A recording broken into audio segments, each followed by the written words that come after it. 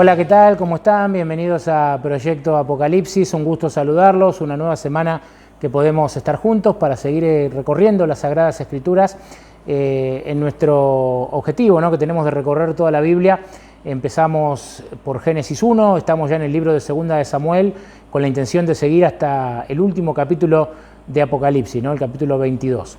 Hoy vamos a ver solamente dos capítulos de Segunda de Samuel. Vamos a estudiar los capítulos 11 y 12, ¿no? Los invito, como siempre, a que le puedan dar un me gusta al video, a que lo puedan compartir con algún amigo, con alguna amiga. Todo eso nos ayuda siempre a poder llegar a mayor cantidad de personas. El tema que vamos a estudiar juntos esta semana le hemos colocado por título Los otros gigantes. Como ustedes saben, bueno, estamos hablando de David, un David que la semana pasada lo vimos llegar al trono allí en Jerusalén, finalmente como rey de todo Israel, de las 12 tribus, un David que había colocado en primer lugar a Dios a través de dos medidas realmente muy interesantes. La primera de ellas, su primera acción de gobierno, ¿no? Prácticamente David quiso o mandó traer el arca desde el cual se manifestaba la presencia de Dios allí a Jerusalén, y también manifestó su deseo de un templo, ¿no?, para Dios, un templo para colocar el arca desde donde Dios se manifestaba, con lo cual habíamos titulado la semana pasada Primero Dios. El gran mérito de David en su gobierno y en el inicio, ¿no?, de su gobierno o de su reinado fue colocar en primer lugar a Dios. Sin embargo, en los capítulos que vamos a ver hoy, vamos a ver a David quizás en la etapa más oscura de su vida, quizás en la etapa más triste, ¿no? Porque la etapa más oscura de David no fue cuando lo perseguía Saúl, no fue cuando algunos deseaban su muerte, ¿no?, y buscaban atraparlo. Podríamos decir que esa no fue la etapa más oscura de David. La etapa más oscura de David fue cuando se alejó de Dios y cuando hizo cosas de las cuales después se iba a arrepentir durante toda su vida, ¿no? Y más allá de que él buscó el perdón de Dios y que Dios lo perdonó y que Dios lo restauró, cuando uno lee los Salmos se da cuenta de que David se sintió mal, ¿no?, a lo largo de su vida por los pecados que él había cometido y por las malas acciones y pensamientos que tuvo en un momento de su vida. Bueno, hoy nos toca ver eso, hoy nos toca ver el momento más oscuro en la vida de David, que es cuando él se aleja de Dios. El título que le hemos colocado es Los otros gigantes. Todos sabemos, ¿no?, al hablar de David, que David venció al gigante, David venció a Goliat. Ese fue el hecho, sin dudas, que lo hace más conocido al rey David, ¿no?, haber vencido al gigante Goliat. Sin embargo, David en su vida luchó contra otros gigantes, entre comillas, y no siempre le fue bien. Y hoy vamos a ver eso. Y es una lección para nosotros, es un aprendizaje para nosotros, porque nosotros tenemos que luchar todos los días contra esos mismos gigantes que David luchó. Hay varios textos, ¿no?, que hablan de sí misma la Biblia, y dice que las cosas que fueron escritas para nuestra enseñanza se escribieron, para nuestra amonestación se escribieron, para que aprendamos de los errores, ¿no?, que cometieron algunas personas y no los volvamos a cometer nosotros. Con esos ojos debiéramos estudiar hoy la historia de David, ¿no?, y ver su caída y ver que nosotros no hagamos lo mismo, ¿no? El capítulo 11, versículo 1, dice que al año siguiente, el tiempo en que salen los reyes a la guerra, David envió a Joab, a sus siervos y a todo el ejército, y destruyeron a los amonitas, y sitiaron Rabá, pero David se quedó en Jerusalén.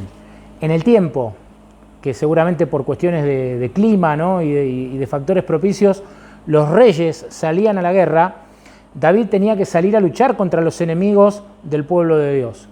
Sin embargo, en esta ocasión David no sale. David envía a su general, lo deja a cargo de los ejércitos, pero él se queda en Jerusalén.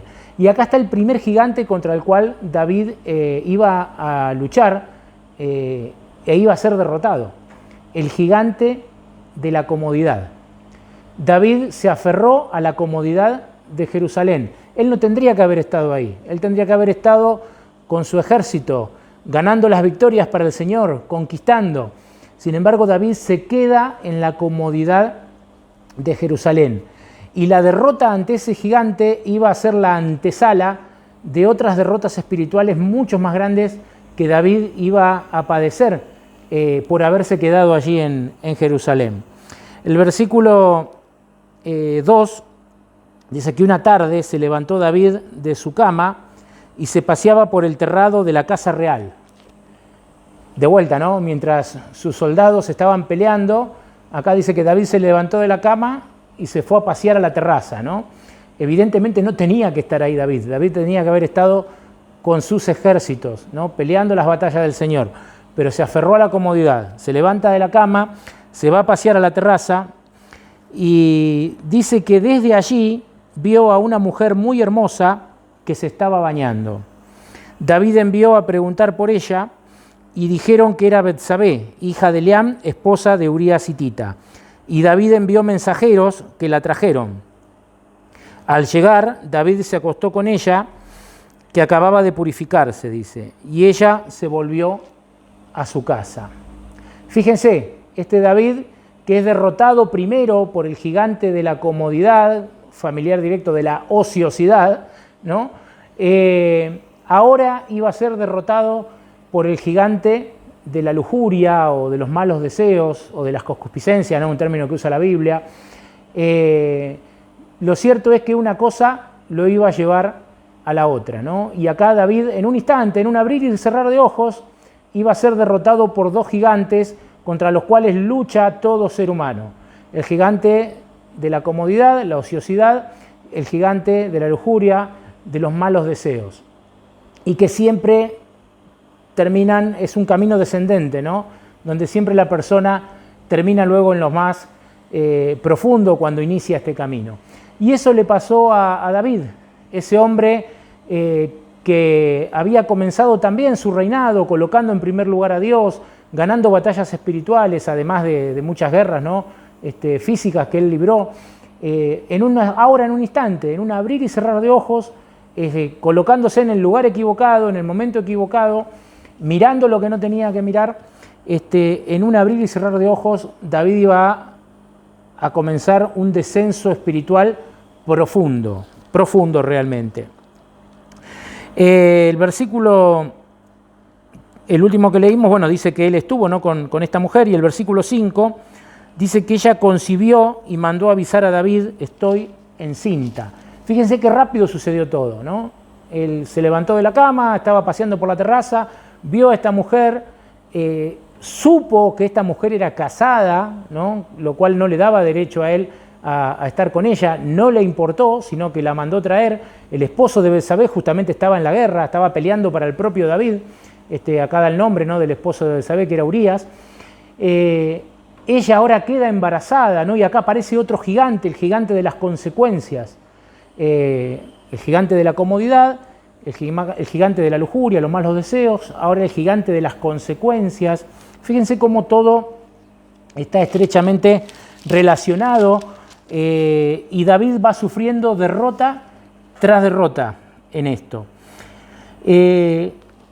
Cuando David se entera, ¿no? por la propia Betsabé de que estaba embarazada, David ni siquiera ahí reacciona y obra correctamente, sino que lo primero que se le ocurre es hacer una estratagema, ¿no? Hacer un plan con malas intenciones, y entonces lo manda a llamar a Urías. Le escribe David al general, a Joab, y le dice, mándamelo a Urías, ¿no? Entonces Urías lo sacan de la guerra, lo traen a Jerusalén, y David le hace una propuesta a Urías, ¿no? Le dice, desciende a tu casa, versículo 8, lava tus pies, y al salir, dice, Urías de casa del rey le enviaron un presente de la mesa real, pero Urías durmió a la puerta de la casa del rey con los demás siervos de su señor.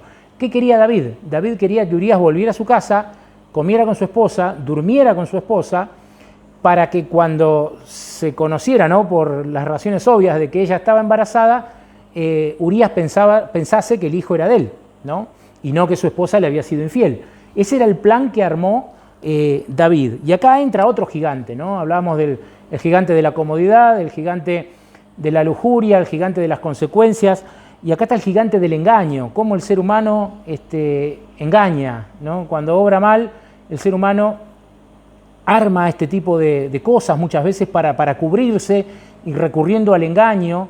Y David también va a ceder acá y también se va a equivocar acá y también va a bajar unos cuantos escalones más, porque hasta acá, desde ese momento que salió a la terraza, haciendo un juego de palabras, David no dejó de bajar, ¿no? Desde ese momento que él estaba ahí en la terraza no dejó de descender en cada una de las malas decisiones que él va tomando.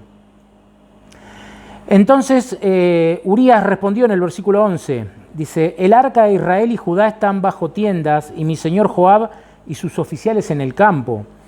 ¿Y había yo de entrar en mi casa para comer y beber y dormir con mi esposa? Urías era un hombre justo. Urías le dice a David, no, dice, ¿cómo voy a ir a mi casa a relajarme, a comer, a beber, a dormir con mi esposa, mientras los demás soldados están ahí en el frente de batalla, mis amigos están peleando, mis jefes están peleando? ¿Qué hago yo acá? ¿No? Decía Urías en otras palabras, y no entendía nada, pero con esas palabras demostró ser un hombre justo. Y acá David, que hasta donde vimos, ¿no?, en los episodios anteriores era un hombre justo, acá David estaba demostrando una injusticia terrible, ¿no? Con lo cual muestra que lo que una persona puede llegar a ser siempre depende de su relación con Dios, ¿no? Mientras David estuvo aferrado a Dios, mientras David tuvo a Dios en primer lugar en su corazón, las cosas iban de una manera. Cuando David seguramente se olvida de Dios, ¿no?, y comienza a fijar su vista en otras cosas y a no hacer lo que tenía que hacer, sino a hacer lo que a él le agradaba, David comienza a equivocarse, ¿no?, al quitar a Dios de su vida así. Y el versículo 14 dice que venida la mañana, David envió una carta por manos de Urías, ¿no? Y en esa carta, Urías se la tenía que llevar al general. Claro, Urías no sabía lo que decía la carta estaba sellada, pero era tan cruel lo que esa carta decía, porque en esa carta, ustedes lo pueden leer ahí en el capítulo, David le estaba pidiendo al general que lo ponga a Urías al frente de la batalla, a propósito, en un lugar donde seguro lo maten, ¿no? Como no pudo, mediante el engaño, ahora quería deshacerse de Urías y del problema que se le había generado, quitándole la vida a este hombre justo. El gigante de los malos pensamientos y las malas acciones, ¿no? Es un gigante también contra el cual el ser humano lucha y no puede luchar solo, porque la Biblia dice que nuestra condición es caída, ¿no?, que nuestra tendencia es hacia el pecado, que no somos buenos por naturaleza, sino que necesitamos de la bondad de Dios en nuestra vida, y alejados de Dios el camino es hacia abajo. Y de vuelta, ¿no?, desde que salió de la terraza, David cada vez más abajo, más abajo, más abajo, y ahora yo creo que llega casi a los más abajo de todo, porque qué crueldad. ¿Cómo cuesta, ¿no?, entender esto? Un hombre como David, que amaba tanto a Dios, porque en lo que habíamos estudiado hasta acá, evidentemente no hay dudas que David amaba a Dios, pero cómo ahora ese David que amaba a Dios estaba haciendo estos hechos o estas acciones tan terribles, tan perversas, ¿no?, tan crueles. El ser humano puede llegar a desconocerse cuando se aleja de Dios y cuando toma ese camino que desciende, ¿no? Por eso nunca nos soltemos de la mano de Dios. Nunca dejemos de buscar a Dios en nuestra vida, porque de lo contrario, si le pasó a David, ¿no?, si le pasó a David, imagínense lo que podría llegar a suceder con nosotros si nos soltamos de la mano de Dios. Que digo en el sentido de que más allá de que David es un ser humano igual que nosotros, pero David era un hombre de mucha fe, de mucha confianza en Dios. Y fíjense lo que estaba haciendo ahora, ¿no? Es para reflexionar, es para pensar, ¿no?, es para advertirnos a nosotros esta historia. Y lo más profundo, ¿no?, yo creo que llega David, viene después de esto, porque bueno, efectivamente lleva la carta el pobre Urías, Joab lo pone al frente de la batalla y efectivamente, como lo había tramado David, a Urías lo matan, ¿no?, lo matan los enemigos, pero porque lo colocaron en un lugar donde era obvio que lo iban a matar, ¿no? Y cuando se enteran de la noticia en Jerusalén, Betsabé dice que hizo luto por su marido, ¿no?, más allá de que lo había engañado, Y el versículo 27 dice que pasado el luto, David envió y la trajo a Betsabé a su casa. Ella fue su esposa y dio a luz un hijo. Y ahí está lo más profundo, ¿no? Como si nada. El pobre Urías ya no estaba en este mundo. Como si nada, David la manda a llamar. Nace el hijo que era de David y de Betsabé. Y el pecado estaba consumado. Pero hay alguien que ve todo, ¿no? Hay alguien que ve todas las cosas. El ser humano a veces cree que sus planes de engaño le salen bien, ¿no? A veces cree que logra engañar a todo el mundo, que logramos engañar a todo el mundo, pero hay alguien que no podemos engañar. Hay alguien que todo lo ve, ¿no? Por eso el versículo 27 en la parte final dice: pero esta acción de David desagradó al Señor.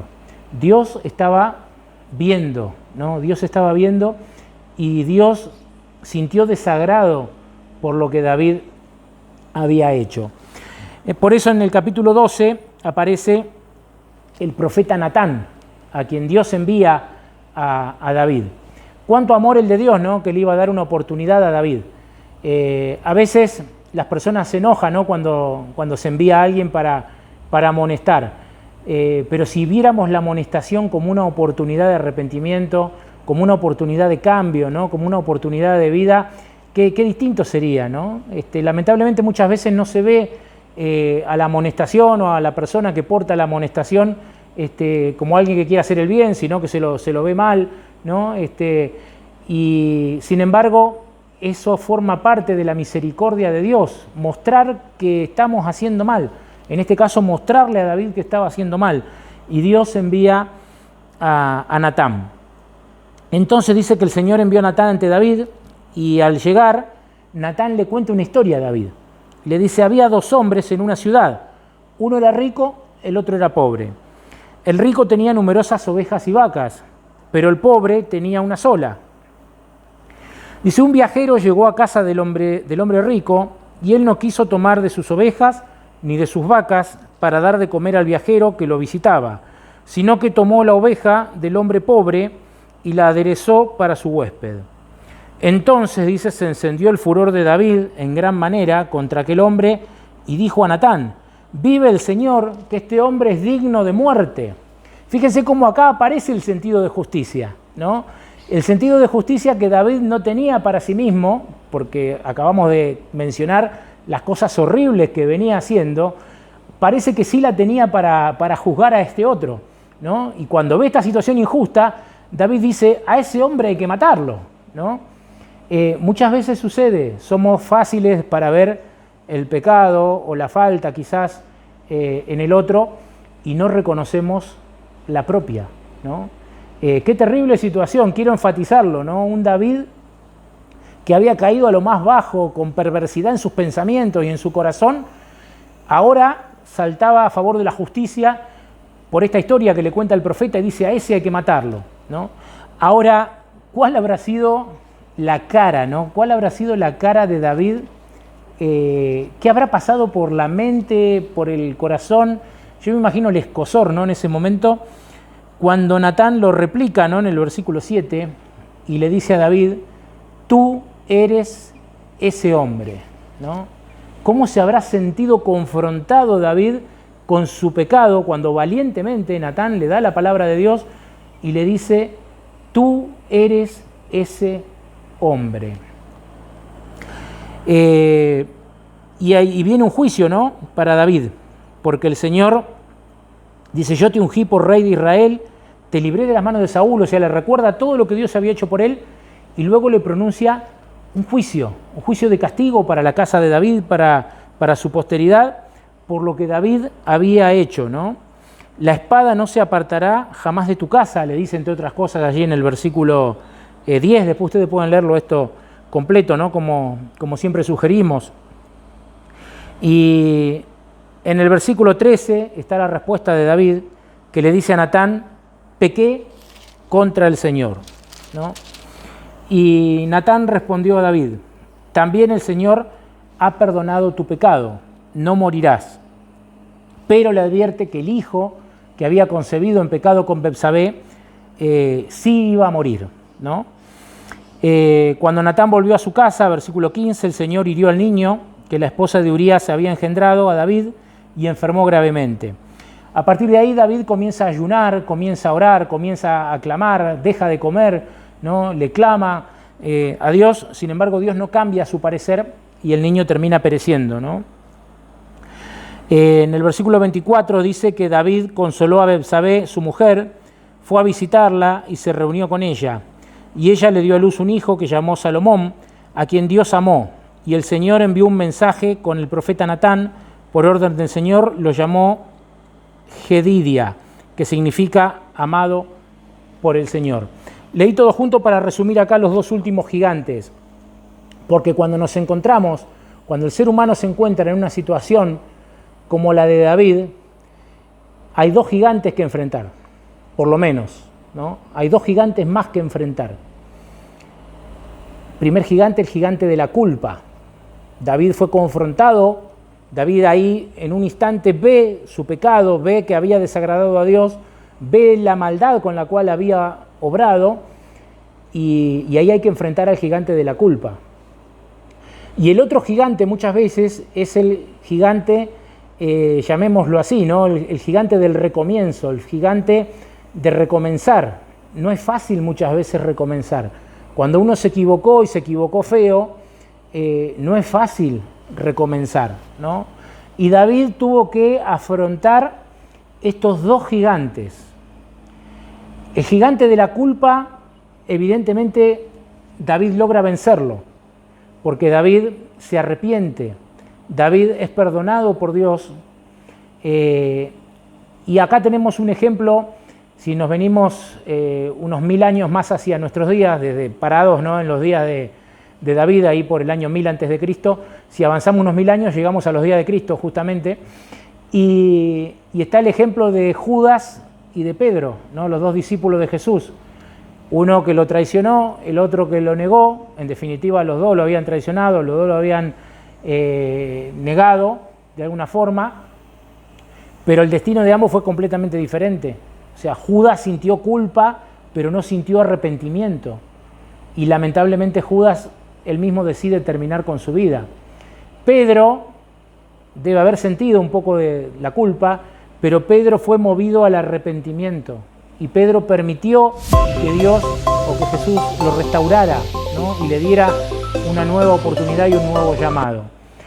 Este es el caso también de David, ¿no?, el gigante de recomenzar, hablábamos recién, y David lo logra. David logra sentir el perdón de Dios, porque no es fácil después de haber caído tan bajo, ¿no?, después de haber maquinado cosas tan malas como David lo hizo, no es fácil. Sin embargo, primó la fe, ¿no? Sin embargo, primó la fe y la confianza en el perdón de Dios, ese Dios que nos dice en su palabra: si vuestros pecados fueren como la grana, como la nieve, serán emblanquecidos. Agarraré tus pecados, los tiraré a lo profundo del mar y no me acordaré más de ellos, dice Dios en otra parte, ¿no?, de la Escritura. David evidentemente creyó eso. Los Salmos, ¿no?, libro que está en el centro de la Biblia, que vamos a estudiar seguramente dentro de poco tiempo, los Salmos, hay muchos que se dedican al tema del arrepentimiento de David, ¿no? El Salmo 51 es uno de los más conocidos, ¿no?, y es conocido como el Salmo del arrepentimiento de David, donde dice: reconozco mis rebeliones, contra ti he pecado.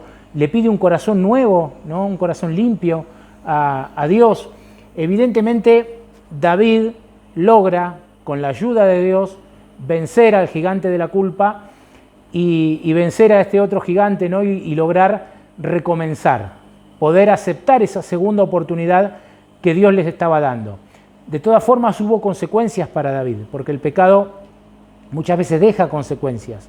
Dios perdona, ¿no?, y nos asegura la salvación, pero muchas veces quedan algunas consecuencias de nuestras malas acciones que mientras vivamos en esta tierra nos van a acompañar, ¿no? Pero por la gracia de Dios no será para siempre, sino que cuando Dios restaure todas las cosas, eso se va a terminar, ¿no? Pero qué importante es poder aceptar el perdón, ¿no?, y experimentar el arrepentimiento de la manera en que David lo hizo. Creo que el tema de esta semana es un tema por demás interesante. Es un tema que por demás toca nuestras fibras, ¿no? Porque nos muestra cómo un hombre como David puede estar allá arriba y después al instante puede estar allá abajo, ¿no? Y ya cuando parece que no hay salida, Dios le da nuevamente una oportunidad y Dios perdona y Dios restaura, ¿no? Y es la esencia de la lucha que todo ser humano tiene, ¿no? Que yo tengo, que vos tenés, es la lucha que todos tenemos. Y todos enfrentamos a estos gigantes, todos enfrentamos a estos gigantes. Por eso, mi querido amigo y amiga, nuestra oración en esta semana debiera ser que Dios nos ayude a vencer a estos gigantes, ¿no?, que hemos visto hoy. El gigante de la comodidad, el gigante de los malos deseos, el gigante de la culpa, ¿no?, el gigante de las malas consecuencias, el gigante de la mentira, el gigante de los malos pensamientos. Necesitamos de Dios para vencer a todos y cada uno de ellos y poder tener una vida feliz, una vida dichosa como Dios quiere realmente que la tengamos. Y si nos hemos equivocado y si hemos caído, diría el apóstol Juan, ¿no?, abogado tenemos a Cristo, ¿no?, para nosotros. A Él podemos recurrir. Por eso, bueno, oremos para que Dios nos ayude a vencer a estos otros gigantes. Que Dios los bendiga, que tengan una muy bonita semana y los esperamos en 7 días para seguir recorriendo juntos las Sagradas Escrituras.